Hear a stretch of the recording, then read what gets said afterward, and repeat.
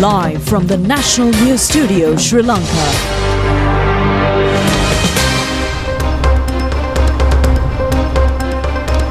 Good evening and welcome to the 9 p.m. news telecast of the prestigious channel of Sri Lanka. I'm Charita Minpurarachi.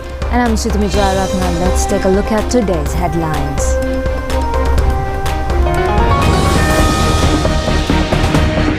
Sri Lanka is dedicated to the development of regional cooperation based on solar energy, says the Prime Minister. Shooting at the residence of Waligama Pradesh Sabha councillor. Death sentence for a former councillor of Waligapala Pradesh Sabha of United People's Freedom Alliance. 17% of elephant deaths reported during the past 6 months due to gunshots. Steps to return Slit institution to Mahapula Fund. An income of $1.5 million from Rajangane Sawa Banana project. A number of awards for the National Television and Sumathi Awards ceremony. A new tariff agreement between the USA and Indonesia.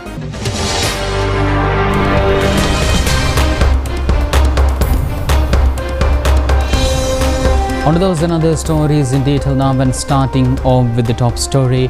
Prime Minister Dr. Haruni Amarasuriya says that Sri Lanka is dedicated to improve regional cooperation for a future based on solar energy. She made this observation at a function held in Colombo today.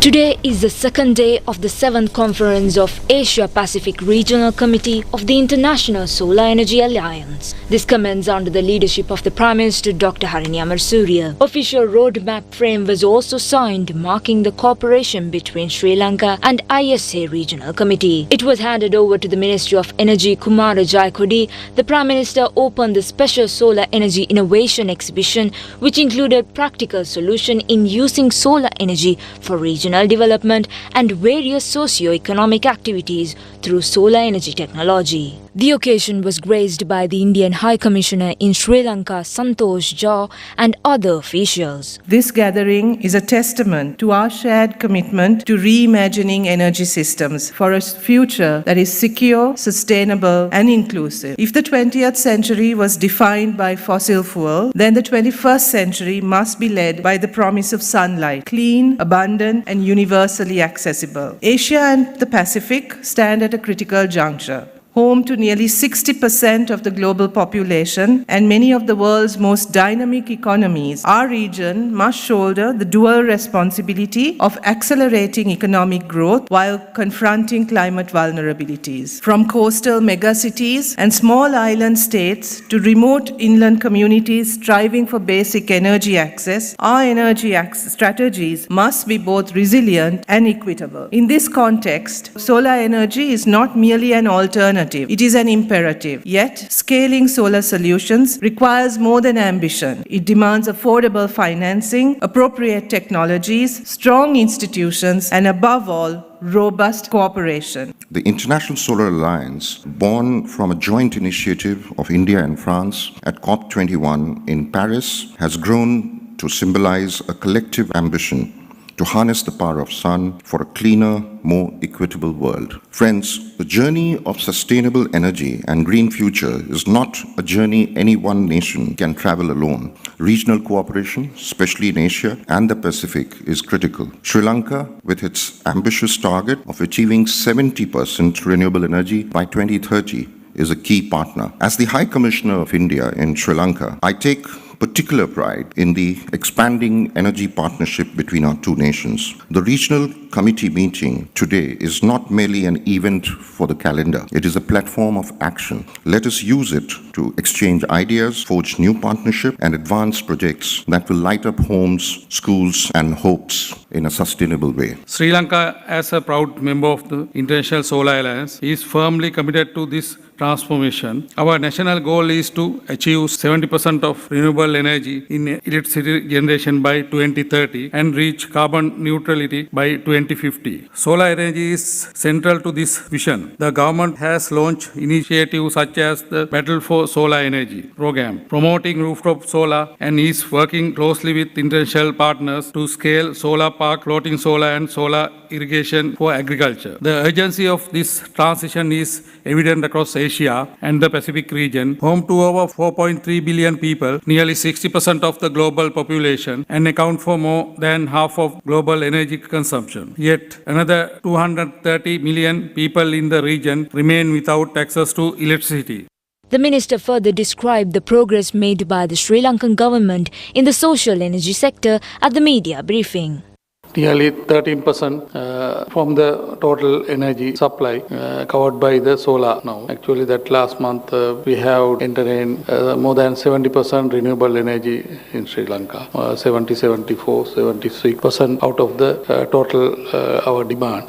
That is the thing, and we are actually that as a government or in our plan that and policy, we are planning to develop 2,000 megawatt within the first 5 years. I think it will be completed before I think 4 years or 3 years according to our now ongoing projection plan. I think we can reach that target. We are on that track and we are trying to doing this target as soon as possible. And the demand is low. So what is the solution and what are the learnings that we can get from the regional peers?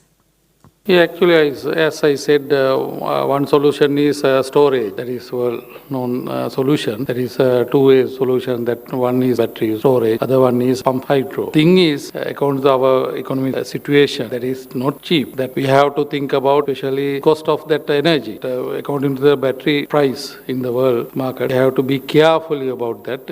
Anyhow, now we have already introduced solar with battery tariff also last month, and the CEB going to 160 megawatt battery storage systems, and like that we are doing on that working, but we have some limitation, and other side we are going to have that detailed design on Mahahoe pump storage project for 600 megawatt. Prime Minister Dr. Harini Amarasuriya conducted the exchange of certificates regarding the presentation of uniforms for 2025 for all government schools receiving government assistance at the Ministry of Education.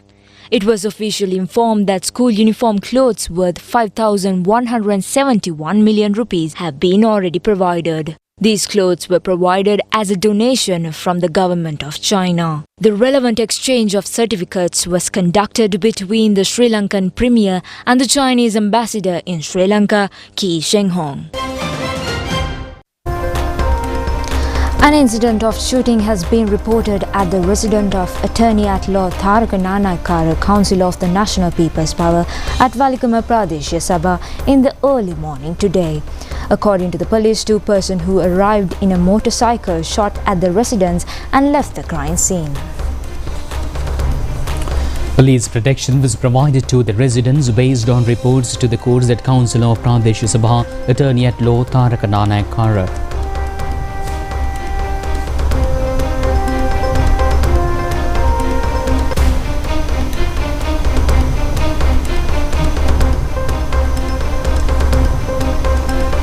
The shooting had taken place while two police officials were on duty. Police protection was also provided to the residents based on reports to the courts that Councillor of the Pradeshiya Sabha Attorney-at-Law Tharaka Nanaikara had death threats. According to the police, the shooting had taken place around 4:40 am today. It has also been revealed that at the time of shooting, residents were not present and the power supply of the area was also disconnected. Gunshots were targeted on the gate of the residence and no one has been injured. The police officials have also returned shots to the shooters and they had left the place. Police further said that the investigations have been initiated under the officer in charge of the Waligama police station.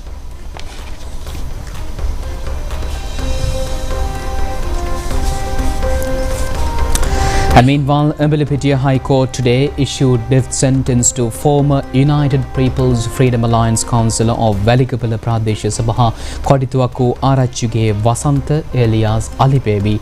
High Court Judge Buddhika S. Ragala issued the verdict today. The convict was charged with the abduction and killing of a person named Pradeep Kumar Maragaswatha at Hathangala area in Godakavela in 2012. He also contested as a candidate of the 2025 local government election from Ranvela division. Current Director of the Criminal Investigation Department Shania Besekuru has been named as a witness to the case of abducting and disappearing journalist Pradeep Eknaligoda. The Attorney General informed that this to the High Court today, where the case was summoned before the three-member panel of judges Dr. Namal Balala, Mahesh Veeraman and Sujivani Shankar. Lieutenant Colonel Shammi Kararatna and 9 intelligence members of the army have also been named as respondents to this case. The Colombo High Court today ordered to postpone a case in relation with an attempt to kill former Army Commander Field Marshal Sanath Fonseca up to the 4th of August. 3 defendants have been alleged to inflict a suicide bomb attack against Field Marshal Sanath Fonseca in this case. The case was summoned today before the Colombo High Court Judge Lanka Jayaratna. The case has been filed against the respondents by the Attorney General on 27 charges under the Prevention of Terrorism Act and emergency regulations. According to the Director General of Wildlife, Ranjana Veerasinghe, 17% of elephant deaths during the past 6 months were due to shootings. He added that 20% of annual elephants' deaths are a result of using firearms. We in Sri Lanka have a long historical relationship with the elephants. Elephants are strongly attached with our economic, social, cultural and environmental value systems. Sri Lanka occupies a special place among Asian countries where elephants live. One of the reasons have been that the Asian elephants in our country have evolved as a separate subspecies under the scientific name of Elephas maximus. It is an obvious fact that Sri Lanka as a country has failed to fulfill development objectives, minimizing the adverse effects on elephants and safeguarding the valuable wildlife assets to make them participants of development during the past several decades. Recently, threats these magnificent animals underwent were extensively discussed, the latest being of death of Bahadir the tusker. According to statistics of the Development and the Department of Wildlife Conservation, 20% of annual elephant deaths were due to firearms. Another 40% of deaths were due to electrofusion and another 10% due to the consumption of an explosive device named Hakkapatas. According to the reports of the department, during recent times, most of the elephant deaths have been reported in 2023. The number of deaths has been 488. The Director General of Wildlife mentioned today at a press briefing that 20% of elephant deaths were due to shooting in Polonnaruwa, Ampara, southern and northwestern regions. Director General of Wildlife Ranjan Veerasinghe says that the last year 21% had died due to gunshot wounds. By June this year, approximately 17% elephants had died so far. He explained that post-mortem has revealed that most of the gunshot injuries were inflicted using domestically manufactured illegal firearms. He stated that these illegal weapons pose a serious challenge to law enforcement investigations, as forensic ballistics analysis could only be properly conducted on legally registered firearms. In case involving illegal firearms, authorities were often unable to identify the type of origin of the weapon due to the lack of traceable data. The Director General also noted that since 1992, under the Hakkapatas prohibition law, people were able to report such activities. The use of illegal electric fencing, especially for traps targeting elephants, were emergency hotlines. He urged the public to notify the authorities immediately if such devices were found, rather than waiting until an injured elephant was discarded.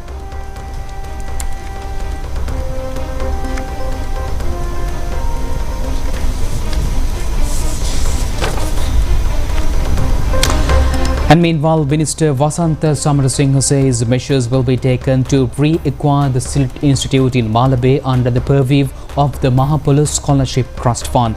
At a media briefing held today, the minister stated that the law will be enforced against persons who misappropriate the funds of the institute. Chairman of the Mahapula Trust Fund, former Supreme Court Judge Vijit Malalgoda, was also present at this occasion. Chairman of the Mahapula Trust Fund, former Supreme Court Judge Vidit Malalgoda, said that an investment of 5 billion rupees is being made by the Mahapula Trust Fund. Out of this, 373 million rupees were directly funded, while an additional 175 million rupees be taken as a loan from NDB Bank. He stated that the Mahapala Trust Fund would be responsible for repaying the loan within the first 3 years. Minister Vasantha Samarasinha said that the objective was to continue using the Slit institution to fulfill the goals of the Mahapala Trust Fund by expanding vocational education opportunities for youth, reducing costs and increasing the number of courses offered at an affordable price. He stated that reclaiming the ownership of Slit for Mahapala was their goal. He further said that legal action would be taken against those who had misappropriated Mahapala property and the proceedings would be returned to the fund to benefit more students through vocational education. He alleged that funds belonging to Mahapala has been used to purchase tea estates in Canada, America and Australia. According to the minister, around 20 students are currently studying through this system with course fees starting from 1.5 to 2 million rupees. He claimed that those who had previously profited from the process were now disturbed as a cabinet decision taken on the 10th of October 2023 had identified it as a wrongful decision. He stated that although Mahapala had invested 500 million rupees and administered Slit under 2015 until that year in that 1.669 billion rupees belonging to Mahapala, which was held, the Slit accounts had been used to take full control of the institute by others. He pointed out that the situation requires accountability from then cabinet, including Maithripala Sirisena and Ranil Wickremesinghe. He also mentioned that Gamini Javikrama Pereira and Sanath Amrutunga were involved in the matter. In conclusion, the minister reiterated that despite attempts by others to claim ownership, the rightful ownership of Slit still lies with the Mahapala Trust Fund. A haul of over 1.34 million medical tablets that was being illegally brought to the country was seized by the Sri Lankan Navy in the Kalpitia Sea area. The stockware tablet has been seized in a search operation conducted at Vellamuddalama Sea area in Kalpitia. Special fleet of Sri Lankan Navy boat in Uchumanai Navy subunit has noticed suspicious 3 dinghy boats travelling in Vellamundalam area. The Navy officials inspected the boat and discovered the illegal stock of medicine packed in 18 bags. Sri Lankan Navy also taken 5 suspects into their custody. The suspect and the stock of medicine were handed over to the special unit of Excise Department in Puttalam for further legal activities.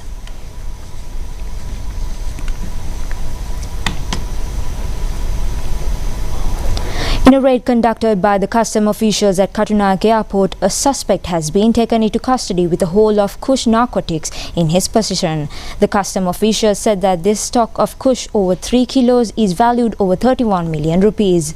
It was brought to the country concealing in umbrella packages. The suspect has been identified as a 48-year-old resident in Mattakulia area. The custom says that he is a vegetable merchant at the Mattakulia public market. The custom carry further investigations. For the first time in history, the all-share price index of the Colombo Stock Exchange has exceeded the margin of 19,000 points yesterday. News team of the national television conducted an investigation into this development. Chairman of the Colombo Stock Exchange, Dimuthu Abesekara, expressed his views regarding the new development in the Colombo Stock Exchange. You would have seen the market has been moving up from January or February this year to 15 to 20% overall. The main reason being the interest rates, the banks have come down to 7 to 8%. So people opt to do transactions in the share market rather than putting their money in the bank. That's the main reason for the market to go up. On top of that, we feel some of these companies are at the moment is performing well. So their results are also going to help the market to grow further. Actually, it touched 19,000 yesterday. So we expect it to perform well in the coming years. And the other thing is the government, the tariff that United States have imposed us from 44% come down to 30%. That also it's when you just see the other competitors, we are on a better wicket, I would say. But at the same time, the government is trying to bring down further. They're just negotiating with them. And the other thing is IMF fifth tranche also came at the crucial time. So the confidence factor in locals as well as foreigners have just grown from nowhere. And on top of that, another thing I must say, the government expenditure also have come down. So I think we are just left a lot of money for us to do development. So the sectors I would prefer, and I would say for you to invest is banks and finance and construction. So basically the things are on track and we feel the market can perform further. The Ministry of Agriculture says that the Rajangania Soy Banana project has earned $1.5 million so far. This project was initiated in 2022 targeting exports. The Rajangania Soy Banana Model Project is implemented as a part of the Agri-Modernization Program of the Ministry of Agriculture. At the beginning, 400 farmers joined this project. They export about 6 containers of soy banana monthly. It exports to several countries in the Middle East and earned $1.5 million since 2022. Rajangania Soy Banana has a high demand from the Dubai and Qatar. This project has been initiated jointly with a foreign company and the relevant agreement is expired at present. However, it is significant that the farmers are maintaining this project very successfully as a farmer company at present. A team headed by Minister K.D. Lalkantha and Deputy Minister Sunil Ranasinghe recently inspected this project. Minister K.D. Lalkantha said that there is a trend of negative impression on such private projects in Sri Lanka. People think that funds are wasted under such projects. There's some truth also in the people's thinking. However, this project has become successful with the efforts of the farmers. They have set up a farmer company under this project. Earlier, there were projects that attempted to acquire the lands of farmers by multinational companies. Now that the farmers have established their own company, this is the project that first made an opportunity to export soy banana to foreign market. It is very important to plan such projects and identify both positive and negative factors. The 30th Sumathi Award ceremony was held at Monarch Imperial Hotel, Thalawattukote yesterday. And also, the national television has received a number of awards at this prestigious award ceremony. Dramas and programs presented last year by all television channels are being appreciated at this year's award ceremony.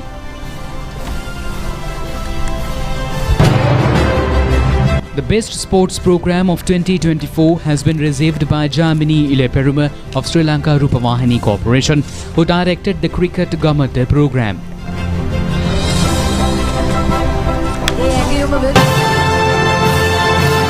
Tuition, directed by Pushpita Peris and telecast over the national channel, received the award for the Best Children's Program of 2024. The teledrama Really, telecast by the national television, won 5 awards. Rhythmika Madhubhashini and Tusit Simpson were awarded for the Best Teledrama Singing of the Year. Music director of the Really teledrama, Darshanirwan Disanaika, won the award for the Best Music Director of the Year.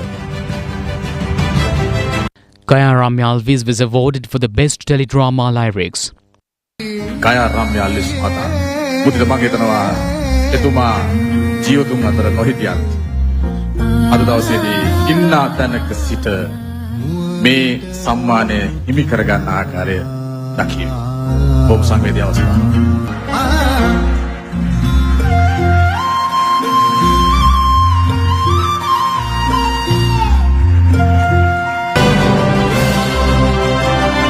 Nimmi Manohari, who acted in the Really teledrama, was awarded as the upcoming actress of the year.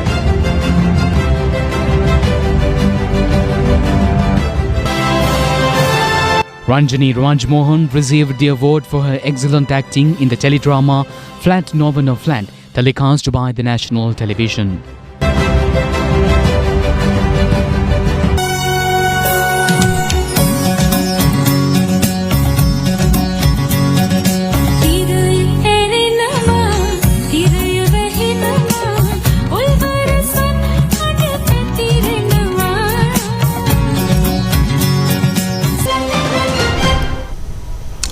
And meanwhile, Deputy Minister Sunil Vatagala says that the current political authority does not mediate the use and transport of narcotics in whatsoever manner.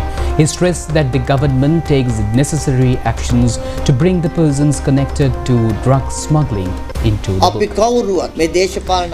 Deputy Minister Sunil Vatagala said that no one within the political authority would interfere in matters related to drug control. He emphasized that this was the key difference in their approach, and as a result of this non-interference, he said that the trafficking, transportation and distribution of illegal drugs had been significantly disrupted, with the involved networks being dismantled through legal means. He further noted that this allowed the political authority to fulfill support the effort to apprehend both the individuals transporting drugs and those operating working behind the scenes. The Deputy Minister made these remarks at a ceremony held in the Dangerous Drug Control Board yesterday. It was organized in line with the US government's offering a narcotic raising machine with cutting-edge technology that is worth about 40 billion rupees. The machine had modern technology to identify narcotics that smuggle internationally and with the ability to mediate identify synthetic narcotics and chemicals that have potentials in manufacturing narcotics. Stay tuned with international news and rather more local news after this break.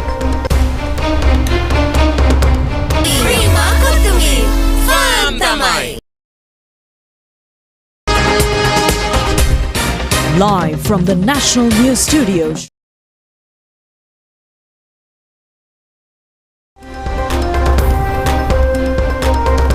President Anurukumara Disanayake has instructed the Ministry of Sports to raise the standard of sports in this country from national to international level jointly with Sports Association.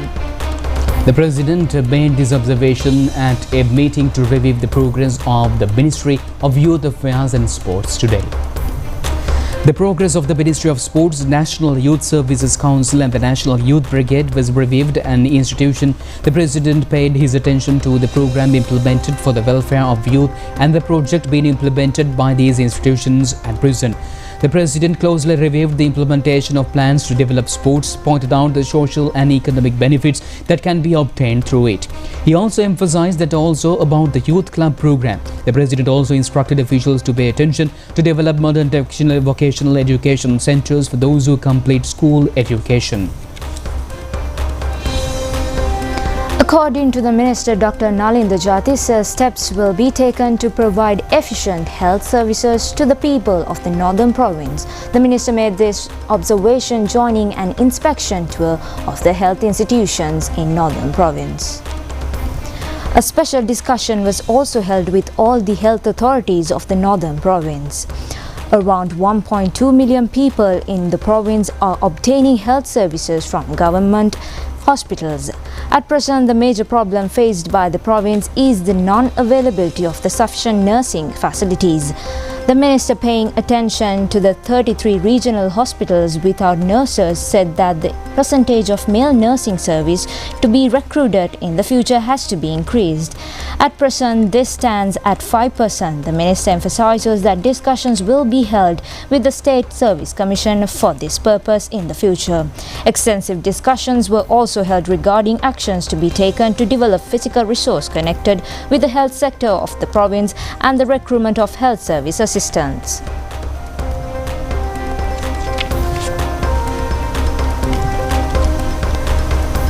Any person likes to enjoy the beauty of greenery in Sri Lanka. There are many green environmental locations today.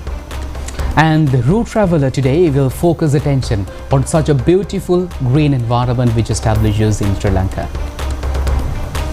This fully green oasis-like area that is located in an isolated and scenery places is identified as Morningside. This is situated in a plateau in Ratnapura Rakwana mountain range surrounded by a number of peaks including Ittakanda, Budkanda and Suryakanda. The beautiful covered and with leads to the Rakwana to Deniaya is the access road for this area and Serendipity. This road has a steep ascending with 10 sharp bends bringing marvelous scenery for the visitors. The beautiful area is located very close to Sinharaj rainforest. The beautiful environmental system is comprised with indigenous varieties of fauna and flora. The narrow road that runs through mountain slopes is covered with the wheel at times by thick fog. Soon again the mist dissolves and the azure green mountain range reappear with cascading waterfalls, springs, heads and branches of trees and creepers. Even in the daytime, a chilly weather prevails in the area. This is a place that was high attraction for local and foreign tourists.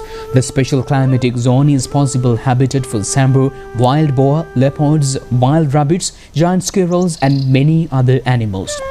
There are naturally created swimming pools in connection with the chilly water springs, adding miraculous beauty to this environmental zone.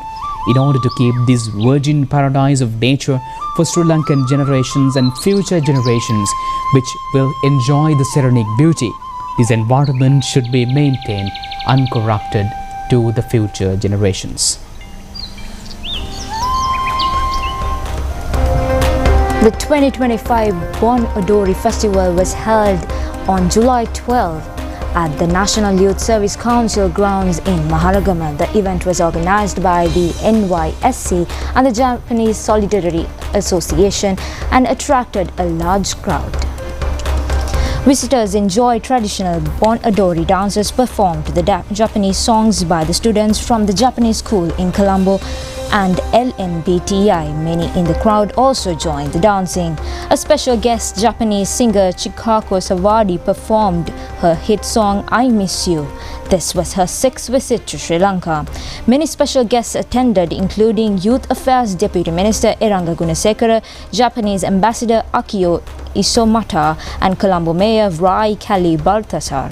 The festival also featured Japanese food stalls, cultural booths with origami, bonsai, calligraphy, games and information about Japan-Sri Lanka cooperation.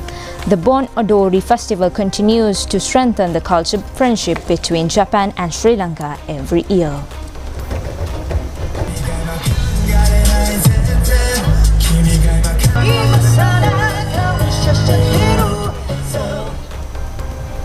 We'll be back with foreign news. Stay tuned.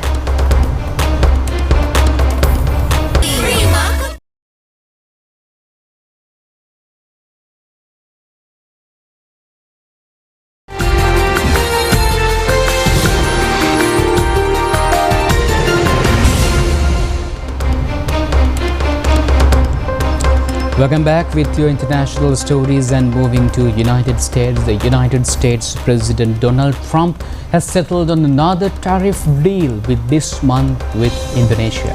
Both Trump and Indonesian President Prabowo Subianto said the tariff faced by the southern West Asian countries will be reduced from 32 to 19%.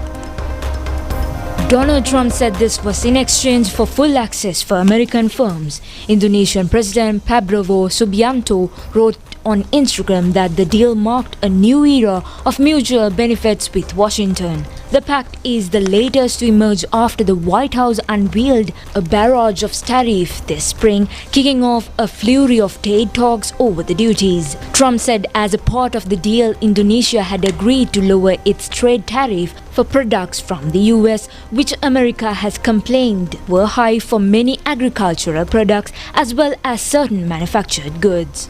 At least 20 people have been killed in a crash at an aid distribution center in southern Gaza run by the Gaza Humanitarian Foundation. 19 people were reportedly trampled to death and one was stabbed amid a chaotic and dangerous search at its site in Khan Yunis area, said the Gaza Humanitarian Foundation. Furthermore, it added that believed people armed and affiliated with Hamas fomented unrest.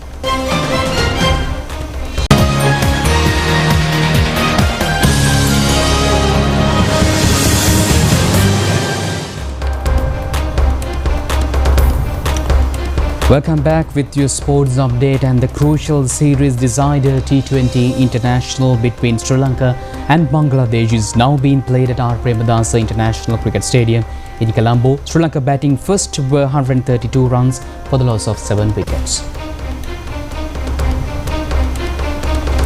And Sri Lanka winning the toss decided to bat first, and accordingly Pathop Nishanka and Kusal Bendist opened the innings.